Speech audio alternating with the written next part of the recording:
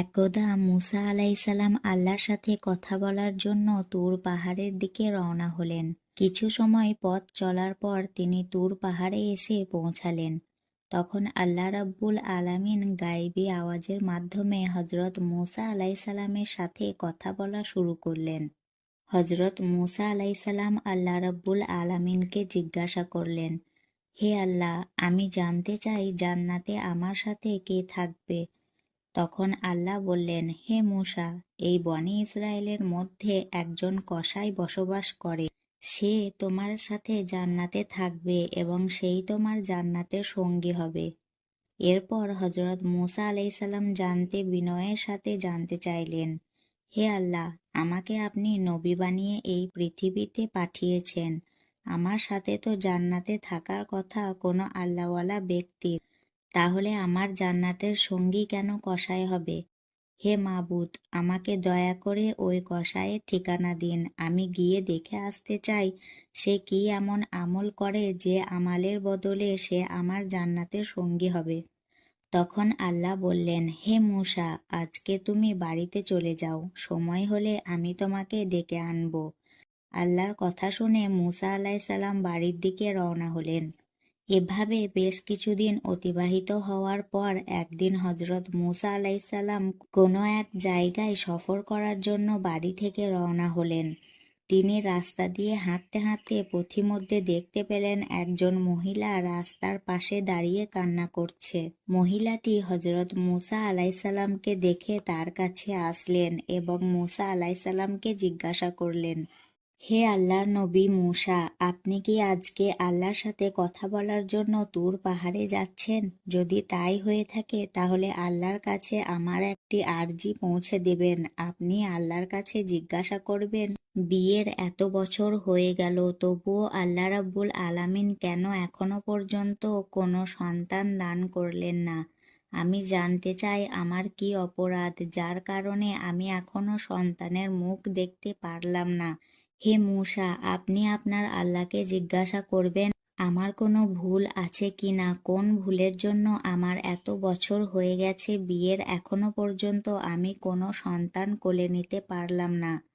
মহিলাটির মুখে এরকম কথা শুনে মূসা আলাইসাল্লাম অবাক হয়ে গেলেন। তারপর তিনি ওই মহিলাকে বললেন, ঠিক আছে, আমি অবশ্যই আল্লাহ রাব্বুল আলামিনের কাছে আপনার এই কথার জিজ্ঞাসা করব।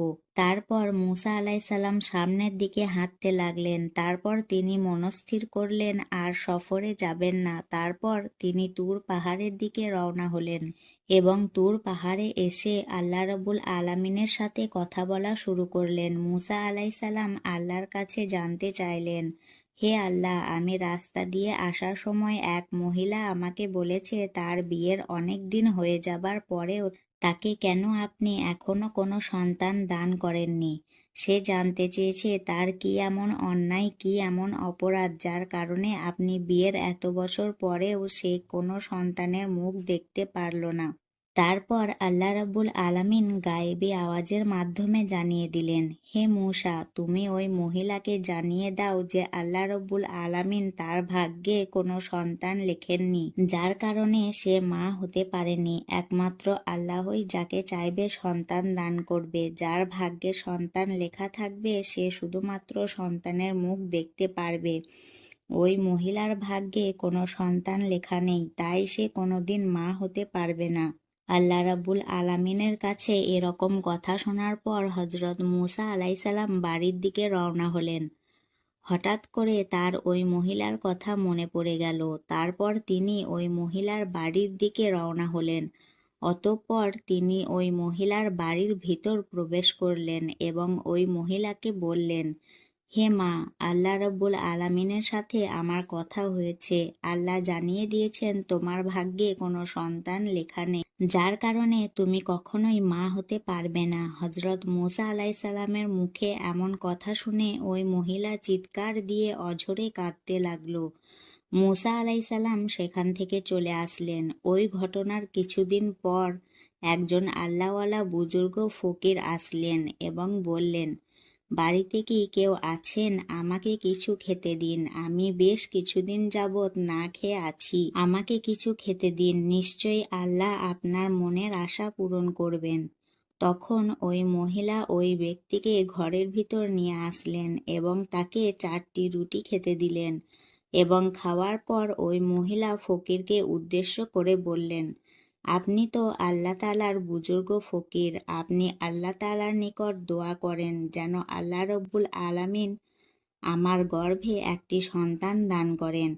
আমার গর্ভে আল্লাহ রব্বুল আলামিন এখনো পর্যন্ত কোনো সন্তান দান করেননি, আপনি একটু দোয়া করে দিন যাতে মহান আল্লাহ আমাকে একটি সন্তান দান করেন। তারপর ওই বুজুর্গ ব্যক্তিটি দোয়া করে চলে গেলেন। তারপর কয়েক বছর পর হযরত মুসা আলাইসাল্লাম আবার কোনো এক সফরে রওনা করলেন। হাঁটতে হাঁটতে হযরত মুসা আলাইসাল্লাম ওই মহিলার কথা মনে পড়ে যায়। তারপর হযরত মুসা আলাইসাল্লাম ওই মহিলার বাড়িতে প্রবেশ করেন। মহিলার বাড়িতে প্রবেশ করে হযরত মুসা আলাইসাল্লাম যা দেখলেন তা দেখে তিনি বিস্মিত হয়ে গেলেন। তিনি দেখলেন ওই মহিলা একটি শিশুকে কোলে নিয়ে মনের আনন্দে খেলা দিচ্ছেন। মহিলাটি হযরত মুসা আলাইসাল্লামকে দেখে তার কাছে আসলেন আর বললেন, হে আল্লাহর নবী মুসা, আপনি এসেছেন? আপনি তো বলেছিলেন আল্লাহ আমার ভাগ্যে কোনো সন্তান লেখেননি, আমার ভাগ্যে কোনো সন্তান নেই, কিন্তু আল্লাহ রাব্বুল আলামিন আমাকে একটি সন্তান দান করেছেন। মহিলার মুখে কথাটি শুনে হযরত মুসা আলাইসাল্লাম অবাক হয়ে গেলেন। তখন তিনি আর কিছু না বলে সোজা তুর পাহাড়ের দিকে রওনা হতে লাগলেন।